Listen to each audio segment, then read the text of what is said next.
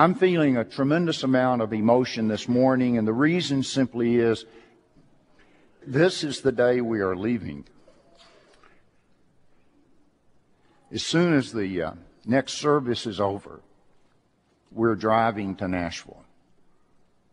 And this was our plan all along. I'll be flying back to preach here next Sunday, and then Barbara and I will be flying back to spend the following weekend, which will be our last Sunday with you. But this is actually the day we are leaving. The car is filled. Every nook and cranny has something in it. And I wonder now what's on the moving van. And I thought it was symbolic. As I told Jeannie a few moments ago, I thought it was symbolic that everything was packed with the suitcases and everything underneath, and sitting right on top of the suitcases is a cowboy hat. And it's the one that she got me for the other evening. So we will miss you deeply. And in these final moments of preaching to you, I have indicated in the last few weeks I wanted to say some things that were on major themes, big themes, themes that I think are important to the future of this church and to your future as a person. For years we have had handouts. Then we had in the bulletin, I could say every Sunday, turn to the middle of your bulletin and you'll find a place there to fill in notes. If you turn to the middle of your bulletin this weekend, you will not find a place to take notes. And you won't find that next week or the following week. But I do ask you this morning, if you want to take some notes, some mental notes at least, on this huge theme that I think is so important to the future of Preston Crest. It was the first time that it had ever happened really in human history. Quakers began to move into what we now call Pennsylvania. Roman Catholics began to move into what we now call Maryland. Protestants from the Church of England began to move into what we call Massachusetts. Protestants of all kinds began to move in places called Georgia. Some of the men and women were loyal to the King of England. They didn't mind paying taxes. Then there were those who wanted to be independent of the King of England, and so they came to this new country in order to express their independence. There were farmers, there were estate owners, there were merchants, there were people who were lumberjacks, and they all gathered in Philadelphia to form a government. It was dangerous to do that, and if any documents were going to be signed, they wanted to do it in private, so they pulled all the shades. The word could get back absolutely to the king, and executions could follow. But they formed a government and wrote a constitution which has guided this country ever since they formed it. Until this day, people from other nations come to this country. We have no wall. And we welcome them, whether they're from Poland and live in parts of Chicago, or whether they're from Mexico and live in parts of Texas. We welcome people of all nations and all races, all religions and all ethnic groups to the United States of America. The framers of the Constitution selected a phrase. It's in Latin. Sometime when you have a coin, look at the coin and you'll see the phrase stamped on every coin to remind every person that uses the currency of the United States of the vision and the dream of the early founders of the nation. The Latin phrase simply is e pluribus unum, from many into one. No phrase expresses the vision and the hopes of the founding fathers in a more concise way than e pluribus unum.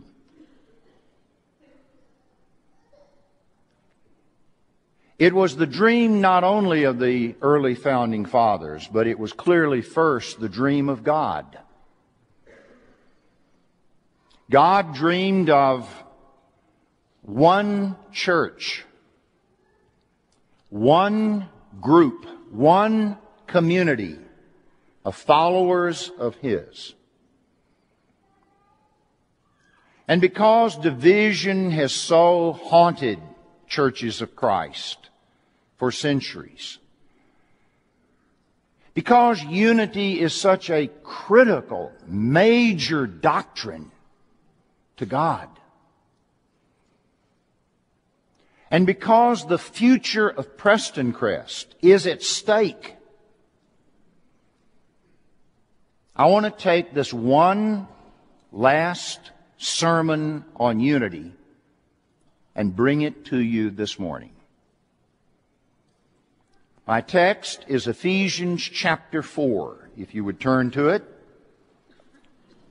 we're going to read the great teaching of God on the subject of unity. Paul is in prison as he writes the book of Ephesians. It's one of the prison epistles, and that's why he begins it by writing, "As a prisoner for the Lord, then I urge you to live a life worthy of the calling you have received. Be completely humble and gentle. Be patient, bearing with one another in love. Make every effort to keep the unity of the Spirit through the bond of peace. There is one body and one Spirit, just as you were called to one hope when you were called. One Lord, one faith, one baptism, one God and Father of all, who is over all and through all and in all. But to each one of us, grace has been given as Christ apportioned it. This is why it says, when He ascended on high, He led captives in His train and gave gifts to them. What does He ascended mean? Except that He also descended to the lower earthly regions. He who descended is the very one who ascended higher than all the heavens in order to fill the whole universe.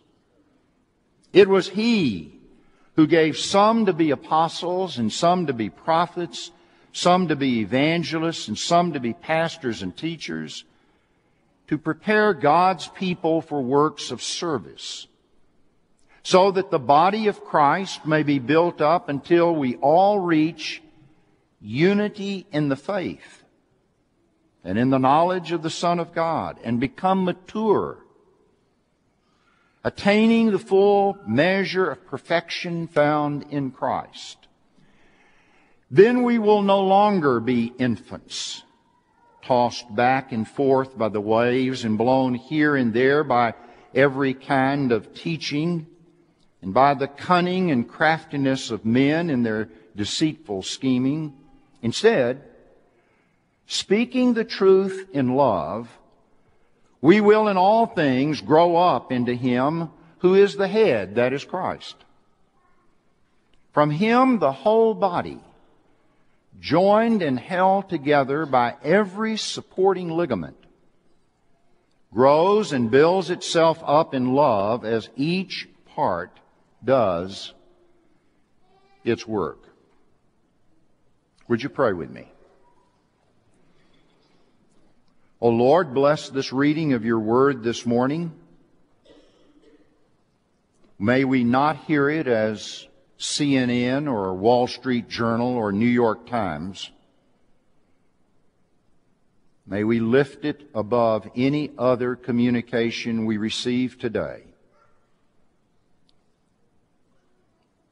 Give us hearts that will see beyond an intellectual level. Give us obedient hearts.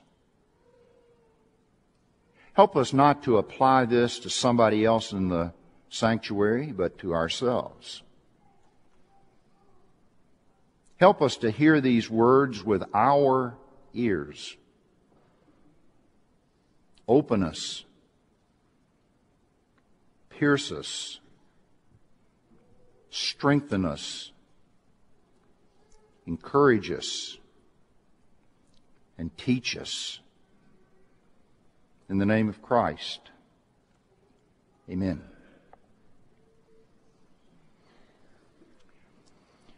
Now, a few thoughts. The first one. Unity is not optional.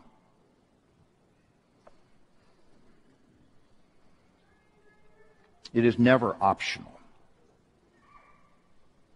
Unity is not a minor doctrine. It's huge. When Jesus could have prayed about anything in all the universe just before they arrested Him, He chose to pray about one thing. And He asked God that all of those who believe in Him might someday be one, so that the world would believe that He is the Son of God.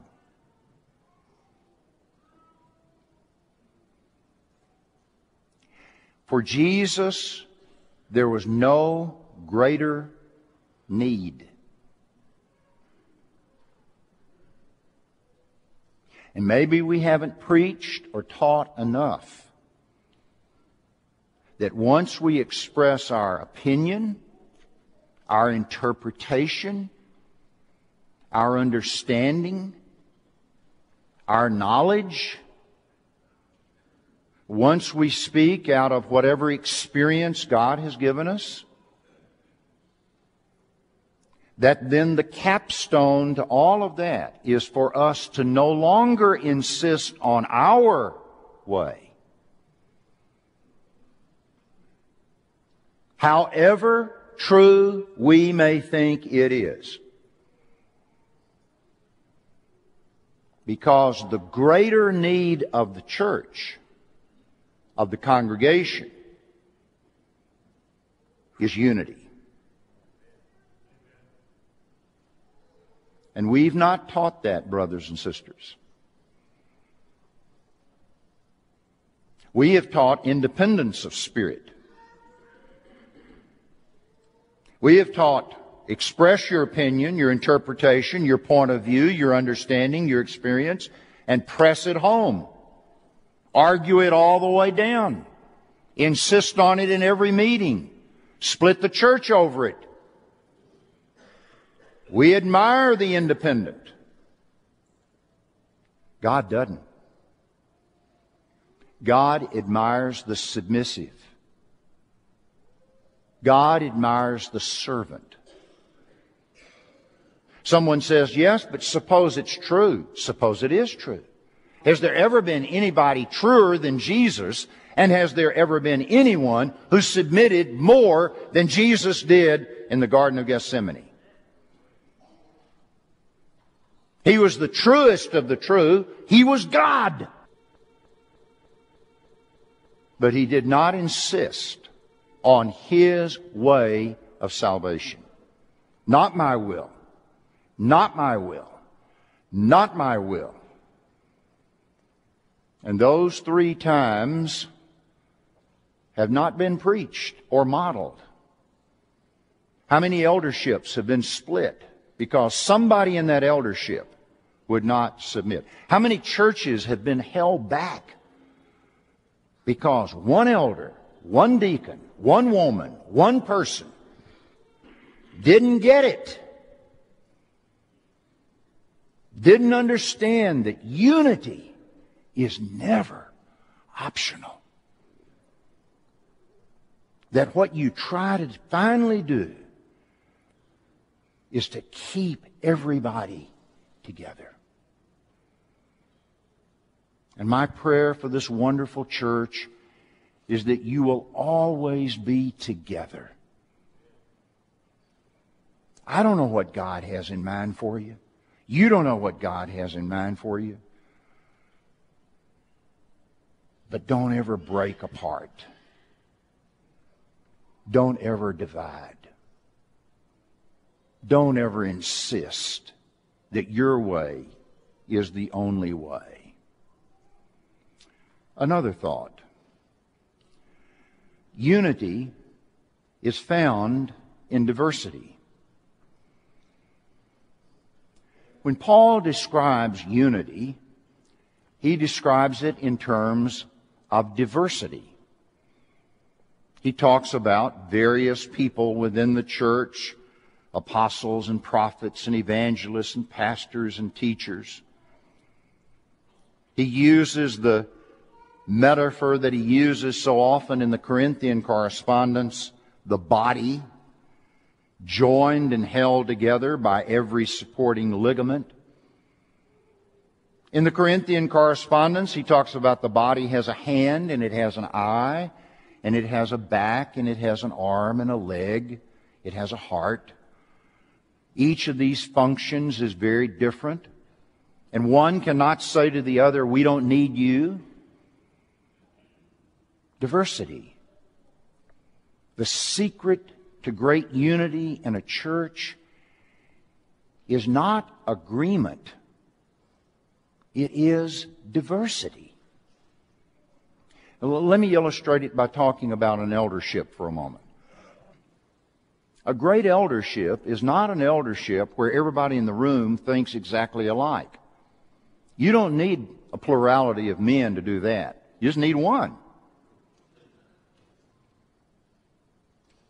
Let's suppose there's one person who always says, whatever the decision is, whatever the discussion is, we need to do it this way because this is the way the church has always done it. You don't need 10 saying that. You just need one saying that. That point of view then is out on the table. But then you need somebody else to say, yes, on the other hand, what about being creative, innovative, inventive? What about doing something in the new? You don't need 10 saying that. You need at least one saying that. That needs to be a part of the thought process, part of the discussion. And then when everybody has been able to express every kind of point of view, you begin to see the richness and the power of prayer as men begin to submit to one another. But they express very different points of view. Let me use the church as an example. You don't need 900 people in this church preaching. You need 1 or 2 people preaching to be evangelists. But the rest of the church needs to be made up of teachers, godly women, prayer warriors, missionaries, people in this congregation who discover their own talent and their own gifts and then use those talents or gifts for the glory of God. The power of a great church that is in unity is not that everybody does the same thing, any more than every part of your body does the same thing. The eye does not do what the hand does. The leg does not do what the lungs do. And so we function individually as a part of the entire body. The diversity is what the secret is in the unity. I pray for this church as you go through an elder selection process. I don't know when it'll be.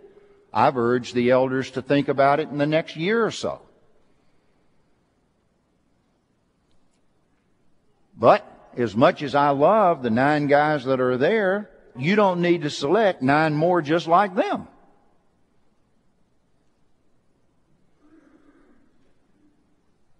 Or as one of them said to me not too long ago, said if we do, we'll just have, a bunch of old white guys, is the way he put it to me. We need some other races, ethnic groups, ways of thinking. We need some people who will be creative and innovative. We need some people who will add to the diversity of the eldership. Same is true of this congregation.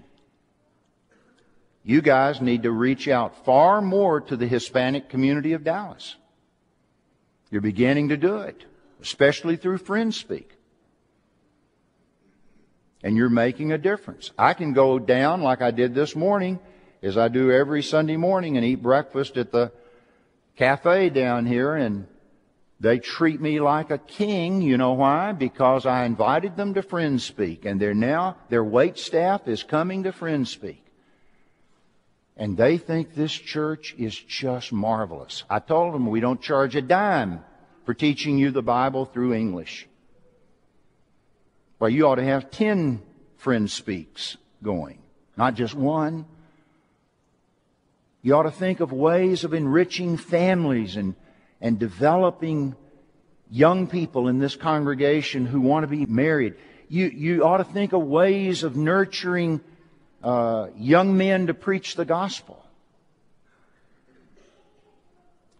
When I go to the Hillsborough Church to preach in the future, I will remind them not just that I grew up there, but of Brother McDonough, who came to me when I was in junior high. An old, wonderful shepherd. Quiet, not a mean spirit in his whole body, but of great, great credibility. And Brother Mac came to me and put his arm around me, and he said, I'll be praying that you will think someday about preaching.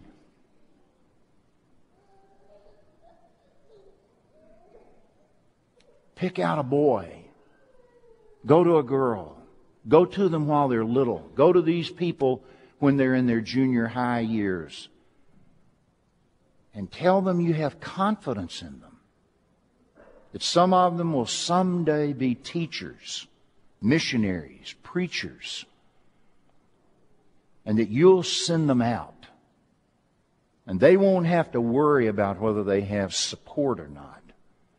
Because they're from the Preston Crest Church of Christ. Unity is found in diversity. Another thought. The best ministries of Preston Crest are its team ministries. It's where a group of you are working together, whether it's education and teaching, whether it's mission work.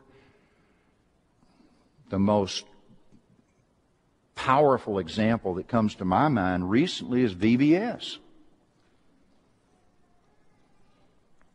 Just think of what happened here. All the people that worked together to put together VBS. And that's why it was phenomenal. Just never seen a VBS like that. And it was a team ministry. And your best work in the future will be not where one person does it all, controls it all, does it all. But where there are teams of people that are working with prisoners, that are working with families, that are working with divorced people, that are working with caregivers, that are working with all the various ministry needs of Dallas and of this community.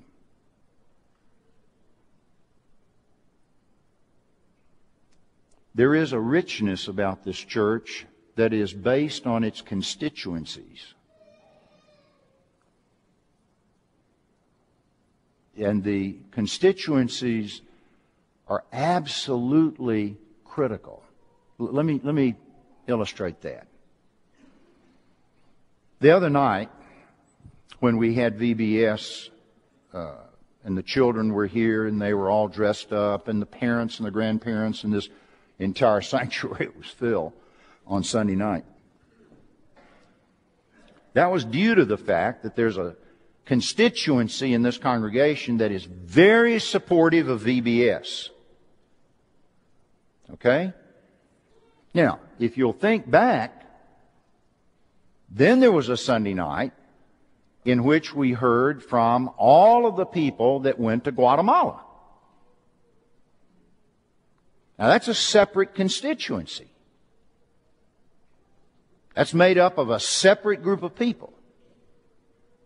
Then there are people that go to Ukraine, or they go to Russia, or they go on mission trips to other parts of the world. That's a separate constituency from those over here that went to Guatemala. Then you have a whole group of people here that are in small groups. Then you have a large number of people here that are teachers in Bible classes and class leaders. Those are separate constituencies. And these constituencies should never compete with one another.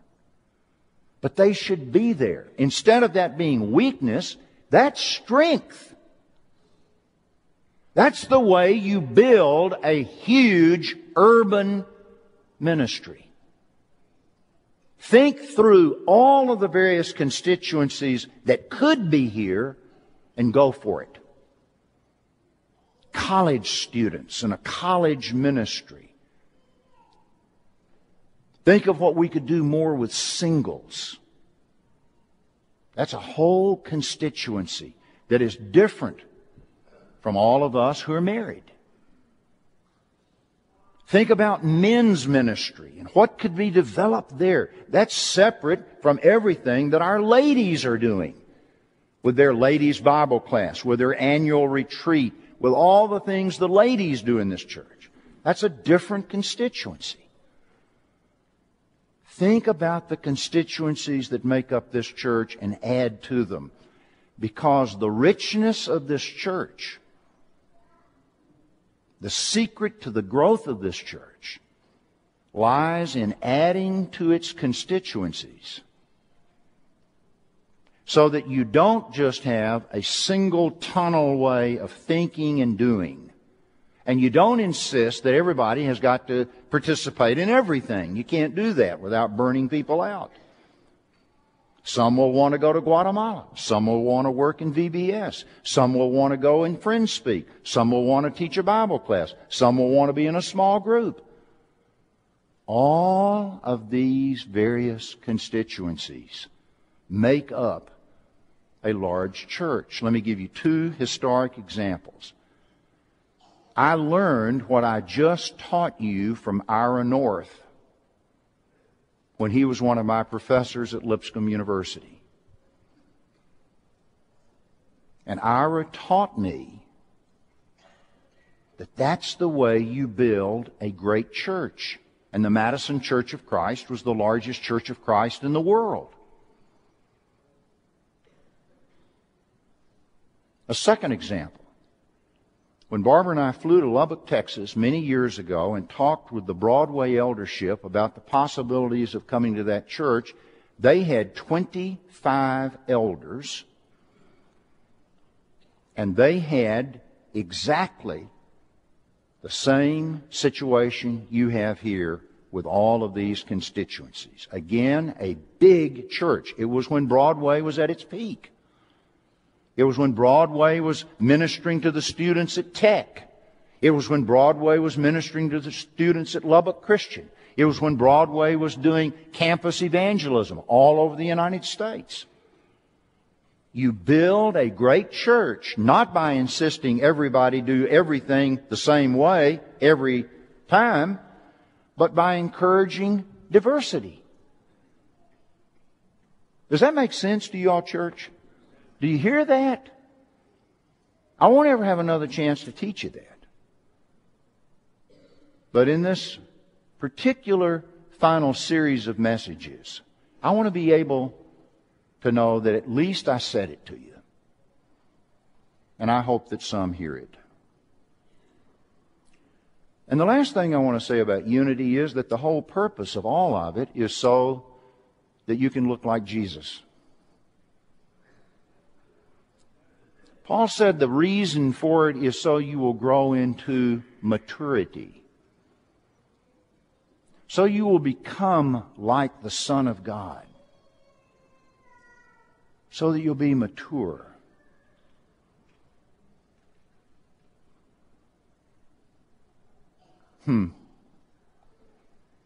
I guess that means in a discussion about things that the maturest person is not the person that jumps in immediately to talk, but the maturest person may be a listener. That the maturest person may be a wise person. That the maturest person may be certainly a person of deep prayer. May not run in or rush in where angels fear to tread, but insist, let's put this off for a while and let's all commit to a covenant of prayer about this.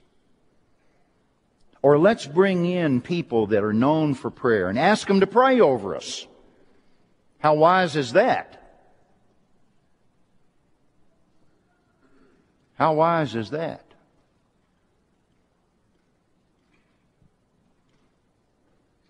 Mature. Mature. That the wise person, in the face of conflict and disagreement, is a person that looks like Jesus, acts like Jesus, thinks like Jesus, looks like Jesus.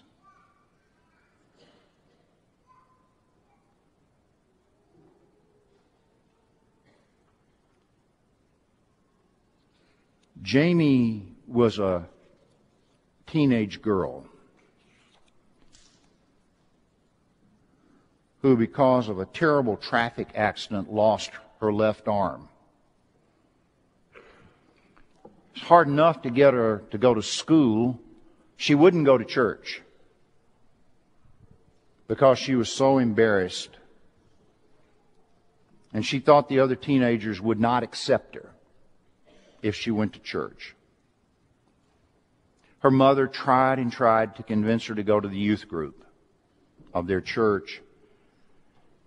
And finally, her mom called her Sunday school teacher and the youth minister and asked, if Jamie comes next Sunday, would you please not call attention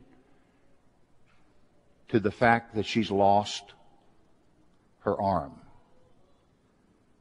And the teacher promised. But he got sick. And he had to call a substitute teacher to come in on that Sunday to teach the teenagers. And the substitute teacher decided that he would do the little familiar poem, here's the church. You guys remember this? Here's the church, and here's the steeple. Open the door, and there's the people. So he decided he would do that. And when he did that in class, Jamie began to cry because she couldn't do it. A 13-year-old boy, seeing her predicament, came over and put his hand next to her hand. And together, they illustrated what the real church is. E pluribus unum.